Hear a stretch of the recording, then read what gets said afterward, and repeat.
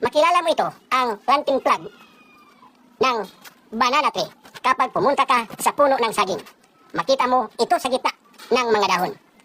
Sa puno ng saging, makita mo ito sa gitna ng mga dahon sa puno ng saging. Ang dahon ito, bagong tubo. Ulitin ko, bagong tubo at nakatupi pa. Kapag pinutol mo ito, kailangan mo itong gilingin or dikdikin upang makuha mo ang katas nito.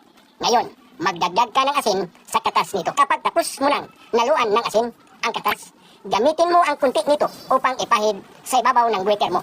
Kailangan mag-apply ka gamit ang iyong kamay. At gawin ito tuwing umaga, tanghali at gabi. Kung hindi masyado malaki ang grater mo, sa loob lang ng 21 days, dapat itong mawala na. Ngunit kung pagkatapos ng 21 days, naroon pa rin, ipagpatuloy mo ang paggawa nito. Ngunit gawin mo ito gradually upang makamit mo ang ganap